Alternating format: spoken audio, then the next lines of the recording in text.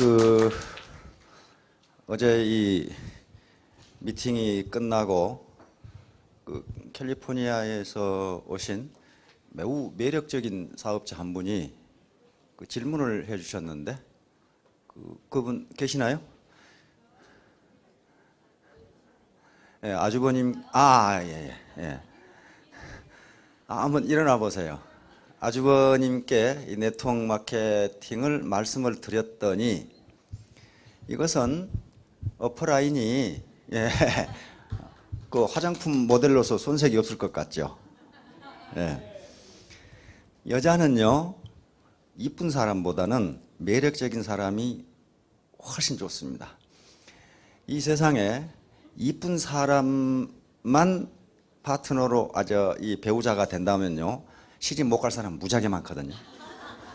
그런데 모든 여자는 나름대로의 매력이 있어요. 그 매력 때문에 호라당 술이 빠지는 거거든요. 그런데 이 매력적인 사업자분께서 아주버님께 네트워크 마케팅을 말씀을 드렸더니 이것은 어퍼라인이 다운라인이 이룬 공을 지가 가져가는 것이기 때문에 불로소득이다. 그러므로 이 사업은 정의롭지 못한 사업이다. 그렇게 말씀을 했다 그래요. 맞나요? 제가 이해한 게 그런 뜻이었어요. 그러니까 남이 일해놓은 것을 엉뚱한 사람이, 그러니까 재주는 곰이 넘고 돈은 떼놈이 가져간 것이기 때문에 이건 매우 정의롭지 못한 사업이다. 그래서 답변이 막혔다고 말씀을 하셨거든요. 그런데 이건 굉장히 본질적인 질문이기 때문에 본 강의에 앞서 그걸 설명을 드려야 됩니다. 안 그러면 누구든지 지금 이런 질문을 받을 수가 있어요. 그 아주버님은 굉장히 정의로우신 분이고 용기가 있는 분입니다. 아무리 돈이 생기더라도 옳지 않은 일은 하지 않겠다고 하는 그런 마음이죠. 그래도 굉장히 용감한 분이에요. 그런데 한국 속담에 무식하면 용감하다는 말이 있습니다. 그걸 무식해서 그래요. 그건 몰라서 그렇습니다. 그런데 그분만 아니고 전반적으로 모든 보통 사람들은 네트워크 마케팅에 대해서 또는 경제학에 대해서 생각을 안 하기 때문에 그렇게 생각할 수가 있어요. 네트워크 마케팅 이론을 만든 분은 하버드 대학 교수입니다. 경영학 교수예요. 그분이 할 일이 없어서 정의롭지 못한 것을 만들겠어요? 그분이 맨 처음에 창안을 해가지고 뭐라고 그랬냐면은 이 마케팅 기법이 21세기에는 유통을 점령할 것이라고 생각했어요. 그리고 20세기에는 안 된다. 근데 웬걸 그분의 연가는 달리 20세기 중반에 A사에서 시작했습니다. 왜 그런 얘기를 했느냐면요, 그 당시에 미국이 한참 발전을 하면서 대형 유통이 생기면서 월마트라든가 K마트라든가 대형 유통이 있죠. CS 로박이라든가 그런 생기면서 골목 상권이 무너지기 시작했어요. 그런데 그것이 당시 미국의 이 정치가들이나 경제학자들은 그것이 좋은 현상이라고 생각했습니다. 대형 마트가 생겨서 거기서 고용이 창출되고 또 소득이 창출되고 그러면 경제가 성장한다고 봤는데 처음에는 그렇게 가는 걸로 생각했는데 골목 상권이 무너지면서 이제 점점 많은 실업자가 나오기 시작했어요. 그래서 그런 마케팅 기법이 나온 겁니다. 부자들에게 돈이 가는 방법 말고 서민들이 상호 유통을 함으로써 서민 주머니에 소득이 돌아가게 하는 방법, 그것으로 네트워크 마케팅이라는 걸 창안해냈어요. 그런데 네트워크 마케팅보다 더 빨리 나온 것이 뭐냐면 프랜차이즈 마케팅 기법입니다. 그런데 인간은요, 자기가 익숙하지 않은 어떤 현상이 나타나면 반드시 거부 반응을 보여요. 그걸 심리학에서는 현상 유지 바이어스라고 합니다. 스테이터스 퀘어 바이어스. 항상 인간은 현재 익숙한 상태를 지속하려고 하는 습성이 있어요. 그것은 생존 본능과 관계가 있다고 그럽니다. 그래서 맨 처음에 프랜차이즈가 나왔을 때에 어떻게 됐습니까? 이건 사기다, 이건 불로소기다 해서 슈가 일어났습니다. 그래서 그런데 어떻게 됐습니까? 법원에서 합법적인 걸로 판결이 나. 연방 대법원까지 갔는데 연방 대법원에서 이건 합법적인 비즈니스다. 이 미래학자 누굽니까? 엘빈 토플러라는 사람 들어보셨지요?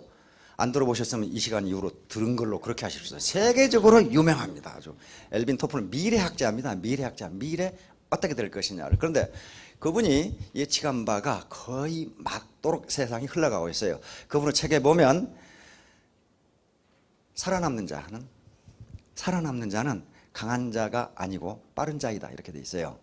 시대의 흐름을 빨리 읽고 거기에 적응하는 자만이 승리한다, 살아남는다 그렇게 돼 있어요. 그러니까 마찬가지로 네트워크 마케팅이 처음 나왔을 때 이건 사기다, 불로소득이다 해가지고 슈가 일어났어요. 그런데 연방대법원이 어떻게 했습니까? 합법적인 비즈니스다 판단했어요. 합법적인 비즈니스다. 그러면 만약에 네트워크 마케팅이나 프랜차이즈가 그것이 불로소득이고 그 다음에 정의롭지 못한 사업이라면은 미국의 하버드 대학 교수도 정의롭지 못한 사람이 연방대법원 대단히 정의롭지 못한 기관이에요. 그 다음에 지금 대학원에서요 네트워크 마케팅을 강의합니다. 대학원에서 강의해요. 대학이라는 것은 진리를 탐구하는 기관이 대학입니다. 그렇죠? 진리를 탐구하는 기관이에요. 네트워크 마케팅이 욕을 먹는 경우가 그 교과서들 안 하니까 그랬어요. 그런데 어떤 사업 분야이건 은행이건 어디건 사기꾼은 있게 마련이에요. 비정상적으로 하니까 그렇거든요. 그러면 돈은 언제 버는가 하는 거예요. 다시 말하면 소득은 언제 생기는가. 놀고 있는 사람에게 소득이 주어지지는 않습니다. 그렇죠? 소득은 무엇의 대가냐 하면요, 생산의 대가입니다. 생산활동의 대가예요. 소득은요 생산활동의 대가입니다. 생산활동의 대가예요. 이제 본 강의에 들어가기 전에 이거야말로 이제 대학 경제학 강의거든요. 그러니까 생산활동을 하지 않는 사람은 소득이 생기지가 않아요. 그렇죠? 그러면 여기서 이제 뭐가 문제가 되냐면 생산이 뭐냐는 게, 생산이 뭐냐? 도대체 생산이라는 게 뭐냐? 요게 생산을 어떻게 디파인 하느냐에 따라서 경제 체제가 자본주의 시장 경제냐, 사회주의 계획 경제, 다시 말하면 공산주의냐, 자본주의냐로 바뀌어져요. 생산을 어떻게 정의하냐? 생산이 뭐가 생산이냐? 생산은 경제학에서는 세 가지로 나눕니다. 첫째는 자연으로부터 재화를 채취하는 행위를 생산이라고 합니다. 자연으로부터 재화를 채취하는 행위 뭐가 있어요? 농산물을 농사짓는 거 자연으로부터 얻는 거예요. 바다에서 고기를 잡는 거, 산에서 나무를 베서 즉 임업하는 거 있죠. 그 다음에 땅속에서 광산물을 캐는 거, 그거 자기가 만든 거 아니에요. 자연에 존재하는 것을 어떤 힘을 가해서 그것을 얻는 행위를 생산이라 그래요. 그래서 농업도 생산이고 어업도 생산이고 광업도 생산이고 임업도 생산활동입니다. 이것을 1차 산업이라고 합니다. 1차 산업은 농림어업을 이것을 1차 산업이라고 그래요. 그래서 1차 산업을 하는 사람들도 생산활동을 하기 때문에 거기서 소득을 얻어요. 그렇죠?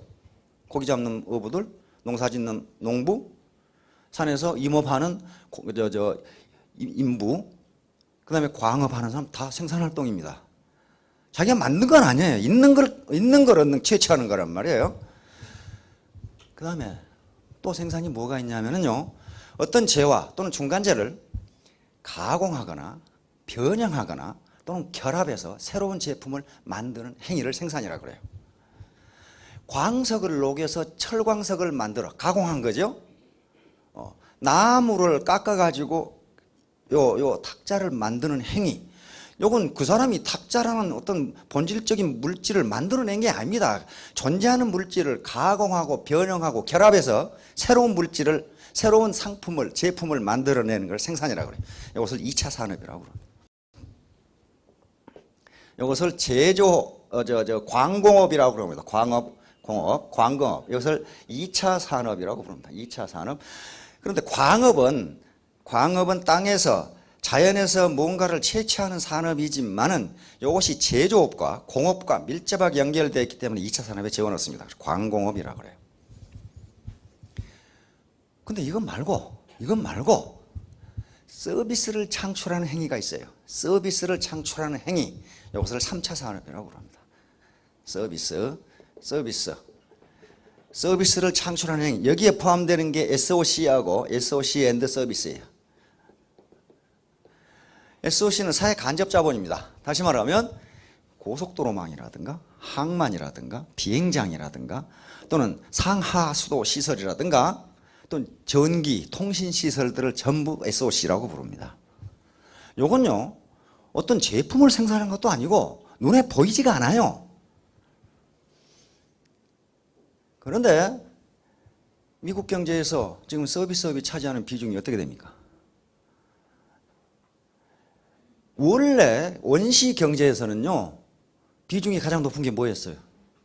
1차 산업이었어요. 농업이나 어업, 그 다음에 산에서 짐승 잡아서 먹고 살았어요. 그러다가 영국에서 산업혁명이 일어나면서 농업 분야의 인력이 어디로 갑니까? 공업으로 들어갑니다. 이것이 산업혁명이에요. 산업혁명. 미국은 19세기 초에 이 산업혁명 과정을 거쳤고, 영국은 20세기 초에 영국이 가장 많은 빨리 산업혁명을 했는데 19세기 중엽부터 19세기 말년까지 17세기 중엽부터 약 100년간 산업혁명을 했습니다. 지금 산업혁명을 했던 나라들이 강대국이고 선진국이에요. 다시 말하면 1차 산업사회에서 2차 산업으로 넘어가는 사회예요. 이걸 산업화 사회라고 부릅니다. 그러다가 산업화 사회가 진행되면 제조업이 점점점 쇠퇴하면서 뭐가 일어나냐면 서비스 산업이 일어나요. 현재 미국의 서비스 산업은 GDP의 76%입니다. 서비스 산업에서 얻는 소득이 76%예요. 그러면 서비스 산업에 뭐가 있습니까? 금융, 통신, 그렇죠? 그 다음에 교육 서비스, 그 다음에 스포츠 오락 서비스, 무수히 많습니다. 금융 서비스, 그 다음에 만약에 그 다음에 치안, 행정, 사법, 법률사무소, 법률 서비스가 전부 서비스예요. 컨설팅 같은 게 전부 서비스예요. 그런데 자본주의 시장 경제에서는요, 우리 자본주의 체제에서는 서비스를 생산이라고 봤습니다. 사회주의, 공산주의 경제에서는요, 서비스를 생산이 아니라고 봤어요. 눈에 보이는 것만 생산이라고 봤어요. 그런데 생산은 근본적으로 정의하기를 뭐라고 정의하냐면 인간의 효용을 증대시키는 행위, 이렇게 정의합니다. 뭐든지 눈에 보이는 것이든지 눈에 보이지 않는 것이든지 인간의 효용을, 만족을 증대시키는 행위는 생산활동이다, 이렇게 봐요. 지금 미국에 아메리칸 풋볼 하죠. 만약에 서비스를 생산으로 보지 않는다면 풋볼 선수들은 운동장에서 공 가지고 놀고 연봉 받는 거예요. 생산도 아닌데 공 가지고 맨날 자빠져 뛰면서 연봉 받는 거란 말이에요. 그 생산이 아니면. 근데 그걸 생산이라고 봅니다. 왜? 그것을 보는 사람의 만족을 증대시켜줘요. 그 활동은 뭐든지 생산입니다. 그럼 왜? 연봉이 천차만별이에요. 스타 플레이어는 무지무지 많죠? 그 다음에 벤치워머는 별로 안 돼요. 그것은 생산성의 차이가 있기 때문에 그렇습니다. 스타 플레이어가 창출하는 스포츠 행위가 많은 사람들에게 더 큰 만족을 줘요. 터치다운을 하고, 이게 볼 던지는 사람을 뭐라고 그럽니까? 그죠? 코러백도 연봉이 천차만별이란 말이에요. 그것은 생산성의 차이 때문에 그렇습니다. 그러니까 서비스를 생산이라고 보지 않는다면 어떻게 되겠어요? 오바마는 백악관에서 놀고 아무것도 안 하잖아요. 운전수는 차에 앉아서 놀고 그렇잖아요. 스포츠 선수는 마당에서 놀고, 군인은 총 들고 산에서 놀고. 물건 생산 안 해요. 서비스 생산하지. 판사는 재판장에서 놀고 아무것도 안 하잖아요. 그러면 그 사람들은 그것을 서비스의 생산을 생산이라고 보지 않는다면 미국에는 76%가 놀고 먹는 사람이에요. 그렇잖아요. 그러니까 서비스의 생산은 중요한 생산이고, 일반적으로 경제가 성장하고 소득이 높을수록 서비스 생산이 많아집니다. 왜냐하면요, 인간의 가장 기초적인 생리적 욕구는 금방 충족이 되고 더 이상 그걸 소비하면 마이너스 유틸리티, 디스 유틸리티가 나와요. 배고플 때 밥 한 숟갈 먹으면 어떻습니까? 무지무지 만족스럽죠. 그럼 한 그릇 다 먹었어. 그런데 한 그릇 더 먹으라 그래. 그러면 유틸리티가 팍 떨어져요. 목마를 때 물 한 컵 마시면 아주 시원하고 만족이 올라가는데 계속 퍼먹여봐요. 그것을 계속 퍼먹이면 유틸리티가 나오는 게 아니라 디스유틸리티가 나와요. 근데 서비스는 그것이 포화 상태가 거의 없어요. 아주 좋은 서비스를 받으면 받을수록 기분이 좋아요. 그리고 그것은 포화 상태가 없어요.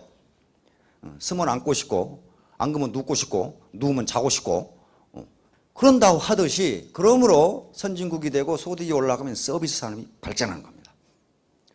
연예 오락 산업도 발전하고, 영화 산업도 발전하고, 오늘 좋은 영화 하나 봤으니까 다음에는 내 물려서 더 이상 못 본다. 그런 사람이 없어요. 그런 사람이 없습니다. 아메리칸 풋볼 한 게임 봤으니까 뭐 슈퍼볼 같은 거 볼 거 없어? 똑같아. 그러면 다 말이지 뭐 옷 입고 뒷대 공 닫고 뛰고. 그렇지가 않아요. 서비스는 더 좋은 서비스를 보면 그걸 소비하고 싶어져요. 동네 풋볼 보다가 슈퍼볼 보면 기가 막힌다 그 말이에요. 지금 더 좋은 서비스를 소비하고 싶어져요. 그래서 서비스 사업이 점점 발전합니다. 그럼 유통은 무슨 사업이에요? 서비스 사업입니다. 서비스 사업이면 유통에서 뭔가 부가가치를 창출한다는 거예요. 다시 말하면 유통에서 그 유통을 이용하는 사람에게 유틸리티를 높여준다는 얘기입니다. 지금 쇠고기 1파운드에 얼마씩 합니까? 뭐 퀄리티에 따라 다르겠지만은 예를 들어 5불 한다고 합시다. 쇠고기 1파운드에 10불로 오르면, 배로 오르면 나 안 사 먹고 속 키워서 잡아먹을래. 그런 분 있어요? 요게요, 쇠고기가 1파운드에 5불이 아니고 50불이어도 속 키워서 난 잡아먹어야 되겠다. 그런 분 거의 없을 거예요. 우편요금 미국에서는 얼마씩 하죠? 47전. 우편요금이 10달러로 오르면은 편지 안 붙이고 들고 가실래요? 그렇지 않잖아요. 이게 굉장히 중요한 개념이에요. 다시 말하면 모든 소비자는, 그건 생산자도 마찬가지입니다. 모든 소비자는 실제 재화나 서비스가 가지고 있는 가치보다 훨씬 낮은 가격을 지불하고 그걸 소비합니다. 그것을 뭐라고 그러냐 하면은 소비자 잉여라고 불러요. 소비자 잉여. 소비자 잉여.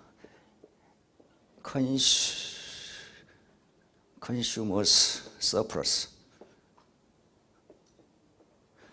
Consumers surplus. 굉장히 국가에서 경제 정책을 할 때 저걸 가지고 합니다. 어떻게 하는 것이 소비자 잉여가 가장 크냐. 그것이 사회적 소셜 유틸리티가 돼요.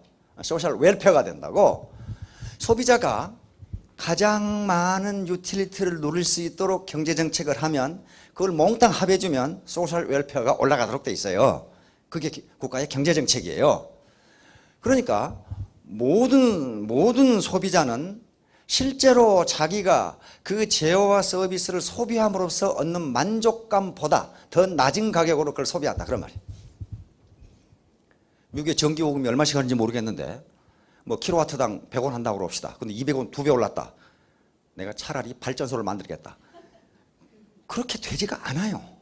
왜냐하면 발전소를 만들면 그 코스트가 더 올라가기 때문에 그래요. 자, 그러면 왜 저 소비자 잉여라는 현상이 가능한가 하면은 모여 살기 때문에 가능합니다. 많은 사람이 함께 살기 때문에 가능해요. 만약에 나 혼자 산골에 산다고 합시다. 거기까지 수도 파이프를 연결하려고 해봐요. 그 코스트가 얼마나 들어가겠어요? 그러면 수도 요금이 엄청나게 올라가야 돼요. 만일에 비행기 타는 사람이 무지무지 똑똑한 놈 열놈이라고 그럽시다. 비행기 요금을 그렇게 싸게 할 수가 없어요.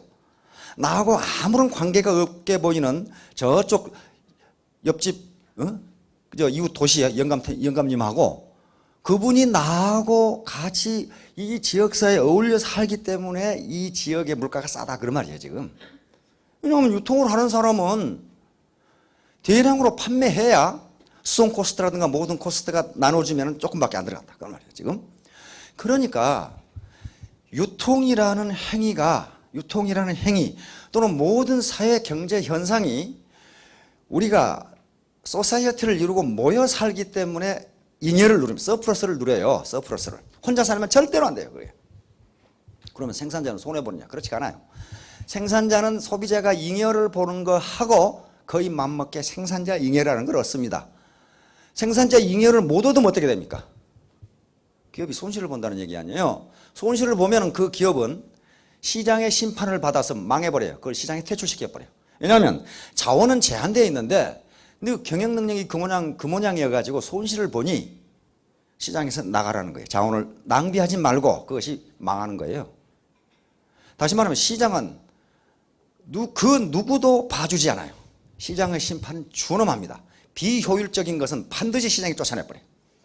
그런데 사회주의가 망해버린 건, 공산주의가 망해버린 건 시장이 존재하지 않아서 비효율적인 기업이 너무 많이 존재했어요. 그러니까 전체가 망해버린 거예요, 나라가. 그래서 개인도 비효율적인 경제활동이나 비즈니스를 하면요, 그건 퇴출돼요. 퇴출된다는 게 뭐예요? 소득이 없어져 버려요. 자, 그러니까 지금 네트워크 마케팅이라는 게 만약에 그것이 착취이고 불로소득이 되려면은요, 그 밑에 다운라인에게 피해를 줘야 돼요. 그렇죠? 그런데 피해를 주는 게 아무것도 없어요. 좋은 물건을 싸게 파니까 사는 사람 자체가 이익이에요. 그리고 어퍼라인 상위 스폰서들이 맨날 자빠져 노는 것 같은데요, 몸이 마비되도록 뛰어요. 뭘 해주는 거예요? 초보자들에게 컨설팅을 해주는 거예요. 지난 거의 한 달 동안 우리 한국에서 이용균 스타마스터가 왔다 갔죠. 동부에 완전히 붐이 일었어요. 어떻게 사업을 전개해야 할지 모르는데 한국에서 리더가 자기 돈 들여서 자기 시간 들여서 시차도 적응 안 되는데 한 달간 텍사스에서부터 저 미시간까지 뛰었어요. 그리고 다시 동부 세미나한 데까지 왔어요. 허리케인 뚫고 왔더라고. 그게 컨설팅이에요. 누구에게 피해 준 거 없어요. 컨설팅은요, 그 공짜가 아닌 겁니다.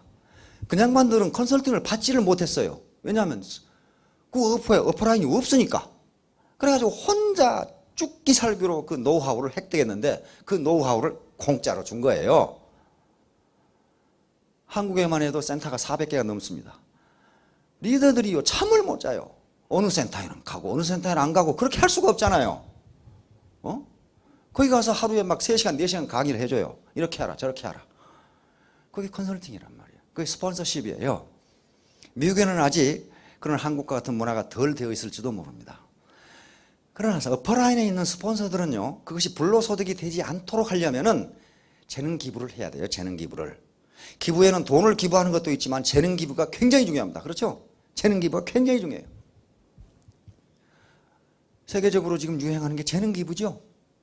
돈이 있는 사람은 돈을 주고, 자기가 미용 기술이 있는 사람은 돈이 없어 미장원에 못 가는 할머니들 미장을 해주고, 그거 기부죠. 지금 한국에서도 리타이어한 할아버지들이 우주촌에 가서 많이 교육을 합니다. 옛날에 자기가 배웠던 한자라든가 또는 이 전통 예법이라든가 하는 걸 그냥 기부하는 거예요. 기부. 그러니까 어퍼라인에 있는 스폰서분들은요, 내가 내 돈 챙기면 그만이다. 그러면 그거 도둑놈이에요. 그거 착취하는 거라고. 그만큼 인컴이 있으면요, 그걸 돈을 갖다 주라 그런 얘기 아니에요. 고기를 주라는 게 아니고 고기 잡는 법을 가르쳐 주라 그 말이에요. 당신 나는 이렇게 하니까 많은 고기를 잡을 수 있었다. 그게 스폰서십이고 리더십 아니에요. 그렇게 해야만 정당한 돈벌이가 됩니다. 물론 누구에게도 피해를 주지 않아요. 어퍼라인의 스폰서가 가만히 있다고 해서 누구한테 피해 주는 거 아닙니다. 피해 주는 거 아니지만은 노블리스 오블리제라는 말이 있죠. 그 말씀도 못 아마 옛날에 들어보셨을 거예요. 노블리스 오블리제. 고귀한 자의 도덕적 의무입니다. 로마는 저쪽 이태리 남부의 조그마한 섬 도시국가였어요. 덩치도 작고 보잘것이 없어요. 그런데 로마가 세계를 지배했고 지금도 로마만큼한 국가가 없습니다. 그것은 오블리스 노블리제였어요. 로마 귀족들이 전쟁이 나면 앞장서서 갔고, 세금이 필요하면 평민들한테 세금을 내지 말라고 그랬어요. 우리가 낼 테니까. 돈만은 우리가 낼 테니까 평민 너희 내지 마라. 그렇게 하는 것이 법적 의무는 아니었어요. 법적 의무는 아니었는데 고귀한 자, 즉 사회적으로 신분이 높은 사람들이 존경을 받으려면 도덕적 의무를 다하지 않으면 안 된다고 생각을 했어요. 그래서 로마가 와 일어납니다. 그럼 언제 망하느냐? 고귀한 자들이 도덕적 의무를 하지 않았을 때 망해버렸어요. 이제 점점 부유하게 되고 배가 뜨뜻해지니까 귀족들이 향락과 사치에 빠졌어요. 그리고 국방은 옛날에는 저그들이 했는데 이제 그건 하기 싫고 용병을 사다가 했어요. 용병을. 근데 게르만족이나 뭐 이런 용병들 있잖아요. 사다가 했어요. 그러니까 그대로 망해버렸어요. 다시 말하면 애텀이라는 조직도요, 상위 스폰서들이 노블리스 오블리제, 고귀한 자의 도덕적 의무를 다하지 않으면 언젠가 망해버려요. 왜냐하면 밑에 다운라인에서 그 스폰서를 존경하지 않거든요. 아이고 잘났네, 너만 잘 먹고 잘 살면 그만이야. 나는 모르고 없고 너나 잘해라. 그럼 어떻게 하겠어요? 반드시 그건 법적 의무가 아니에요. 밑에서 발에 땀나도록 돌아다니면서 다운라인에 지금 어려운 사람들을 도와주라고 하는 것은 그건 법적으로 그렇게 안 해도 돼요. 그러나 그건 도덕적으로 그렇게 해야 된다 그 말이에요. 도덕적 의무예요. 도덕적 의무란 말이에요. 따라서 지구상의 선진국이 된 나라치고 이 상위 어퍼클래스에서 도덕적 의무를 행하지 않는 나라가 하나도 없었어요. 지구상의 가장 큰 국가를 형성한 나라가 어디게? 어디게요? 미국. 천만의 말씀. 지구상의 가장 큰 국가를 형성한 나라. 예? 몽고? 예? 이탈리아? 예, 대영 제국입니다. 대영 제국. 대영 제국은 지구의 4분의 1을 차지했어요. 해가 지지 않는 나라를 차지했어요. 지금도 그래요. 지금도 영국 우승 나라가 아니에요. 이 캐나다에서 밴쿠버에서 오신 분 있죠? 캐나다가 누구 나라예요? 예, 영국 겁니다. 캐나다에는 국가 원수가 없어요. 캐나다의 국가 원수가 누구예요? 엘리자베스 여왕이 국가 원수예요. 그게 지구상에 지금도 16개 국가예요. 영국 여왕이 국가 원수로 있는 나라가 지구상에 16개 국가라니까요. 그걸 영연방 제국이라고 부릅니다. 대표적인 게 캐나다, 그리고 오스트레일리아, 호주. 그 국가 원수 없어요, 그거. 뉴질랜드, 우사인 볼트 있는 나라, 자메이카. 전부 영국 여왕이 국가 원수입니다. 우사인 볼트가 올림픽에서 금메달 따면은 국기는 뭐 자메이카 국기 비슷한 거 올라가는데 거기에 반드시 유니언 잭크가 그려져 있어요. 구석에. 영국 국기가 그려져 있다고. 국가는 영국 국가가 연주가 돼요. 그럼 캐나다에는 수상이 있는데 수상은 뭐냐? 한참 밑에고, 캐나다를 통치하는 것은 캐나다 총독이에요. 영국 여왕이 임명한 총독이가 있어요. 그래서 대한민국에서 대통령이 캐나다에 가면은 수상이 나와서 영접하는 게 아니고, 왜냐하면 수상 한참 밑에 사람이니까 캐나다 총독이 나와서 영접을 해요. 그 대영 제국이 그렇게 될 수 있었던 이유가 노블리스 오블리제였어요. 영국의 귀족들은요, 무조건 군인입니다. 전쟁터에 가서 죽어야 돼요. 평민이 가서 앞에 나가는 게 아니라 귀족들이 군인으로서 폴로우 미예요. 나를 따르라. 그런데 후진국일수록 귀족들은 뒤로 뽕뽕맨 빼고, 야 이놈들아 너가 앞에 가. 이런 놈들이 전부 후진국이에요 지금. 영국 여왕의 남편이 누굽니까? 필립공이죠. 필립공. 영국 해군사관학교 나왔습니다. 그리스 왕자예요. 그리스 왕자인데 영국 해군사관학교에 유학 갔다가 엘리자베스 공주가 깜빡 반해가지고 그 결혼한 게 지금 필립공이에요. 예, 영국 해군 원수입니다. 엘리자베스 여왕은 육군 원수예요. 찰스 황태자는 영국의 황태자는 아무거나 되는 게 아니고 대학을 2개 나와야 되고 상군사관학교를 다 졸업해야 돼요. 그래서 찰스 황태자는 현재 연대장이고 함장이고 전투기 조종사예요. 해군 대령입니다. 찰스 황태자가 엘리자베스 여왕을 대신해서 국가 원수의 자격으로 다른 나라에 갈 때는 반드시 군복을 입어요. 해군 대령이거든요. 둘째 왕자는 앤드류 왕자입니다. 앤드류 왕자는 해군 대령으로, 해군 중령으로 제대했어요. 앤드류 왕자가 해군 중위일 때 포클랜드 전쟁이 났죠. 그 말도 안 들어보신 분 계신가 보네. 포클랜드에서 전쟁했어요. 영국하고 아르헨티나하고 죽어라고 전쟁하다가 아르헨티나가 팍 깨져가지고. 포클랜드는요, 영국에서는 한참 멀죠. 남미, 저 아르헨티나 밑에 섬 하나 있죠. 저 남극 대륙 옆에. 그게 원래는 아르헨티나 땅인데 영국이 옛날에 뺏었거든요. 그거. 그래서 아르헨티나는 그걸 말비나스라고 그러고 영국은 포클랜드라고 그래요. 근데 거기에 군부 정권이 들어서면서 국민의 관심을 밖으로 돌리기 위해서 포클랜드가 자기 땅이라고 거기다 공격을 시작했어요. 군사행동을 시작했어. 왜냐하면 그때 수상이 영국 대처 수상이었거든. 그러니까 여자가 뭘 여기까지 오겠냐 그렇게 생각했어요. 대처를 우습게 본 거죠. 대처를 철납이라고 그러죠. 그런데 영국 항공모함이 거기를 간 거예요. 가가지고 아르헨티나군 일개 군단을 격파하고 다시 뺏어버린 거예요. 그때 바로 둘째 왕자니까 그 당시는 찰스가 결혼을 하기 전이기 때문에 앤드류 왕자가 왕위 계승서열 두 번째였어요. 2위였어요. 그런데 그게 해군 중이야. 해군 중인데 가장 위험한 해군 헬리콥터 조종사예요. 둘째 왕자가. 그런데 그 포클랜드 전쟁에 지금 참전을 해야 돼. 항공모함과 함께. 그러니까 영국 상원에서 엘리자베스 여왕에게 탄원을 올렸어요. 이게 왕위 계승서열 두 번째인데 가서 죽어버리면 어떡하냐 이거야. 그러니까 영국 여왕한테 그 전투에 참가하지 말라고 명령하라 이거지. 요청했어요. 그런데 영국 여왕은 이런 지하에 거부하고 전투에 참가하도록 명령했어요. 혁혁한 공을 세웁니다. 셋째 왕자, 엘리자베스 여왕의 셋째 왕자는 해병대예요. 해병대 장교입니다. 사인은 육군 장교입니다. 그러니까 전부 다 왕가는 군인이어야 돼. 그리고 앞에 가야 돼. 지금 찰스 황태자의 그 뭡니까 그 왕자 두 놈 다 장군이죠. 윌리엄이죠. 둘째가 아프가니스탄에 갔다가 들켜가지고 다시 또 왔죠. 언론이 보도해버린 바람에 그 왕자가 아프가니스탄에 있으니까 탈레반에 이제 전부 이 도청을 해보니까 꼬마를 잡아라 이렇게 나온 거예요 지금. 그 꼬마가 왕자거든. 그래가지고 할 수 없이 영국으로 다시 왔단 말이에요. 근데 첫째 왕자가 다시 또 아프간에 가겠다고 그랬죠. 굉장히 위험해요 아프간은. 그런데 왕자들이 앞장서서 가겠다 이거야 그런데를. 그게 노블리스 어블리제예요. 위험한 곳에 그리고 내가 힘드는 곳에 내가 어퍼클래스라면은 어퍼클래스로서의 존경을 받으려면 그런 일을 해야 된다는 거예요. 그걸 법적으로 안 해도 돼요. 영국이라는 나라가 지금 저 모병제인데 그거 뭐 안 알아도 되잖아요. 그런데 솔선해서 한단 말이에요.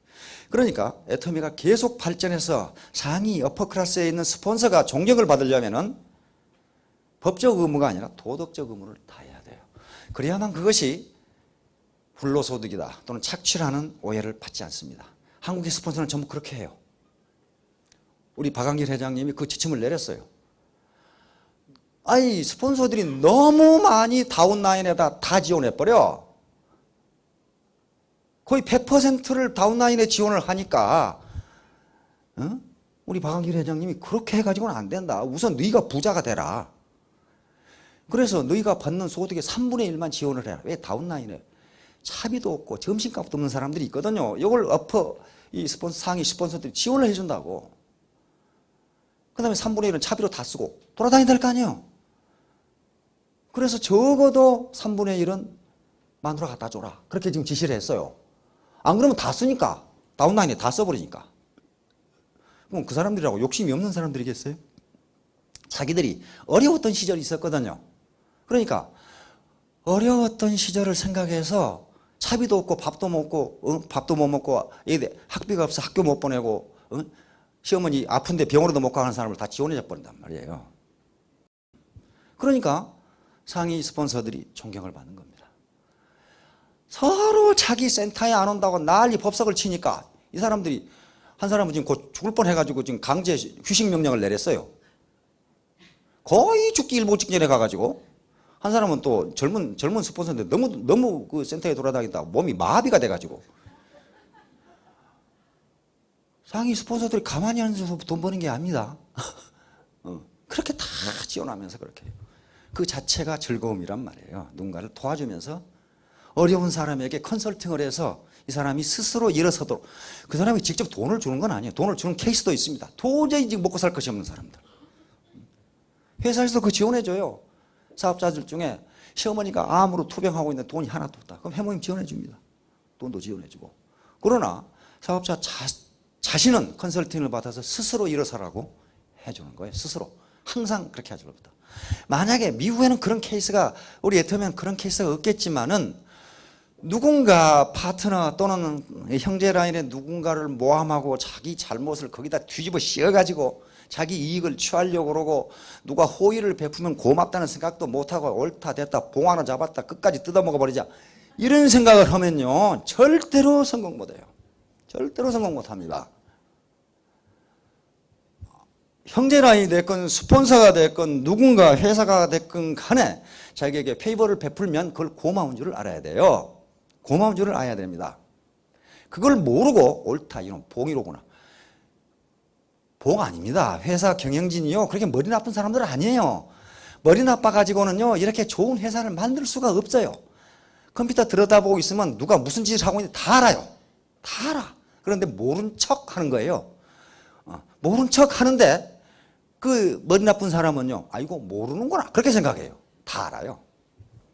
반드시 자기 힘으로 누구한테 의지하지 말고 자기 잘못을 누구에게 뒤집어 씌우지 말고, 그건 양심을 속이는 일 아니에요.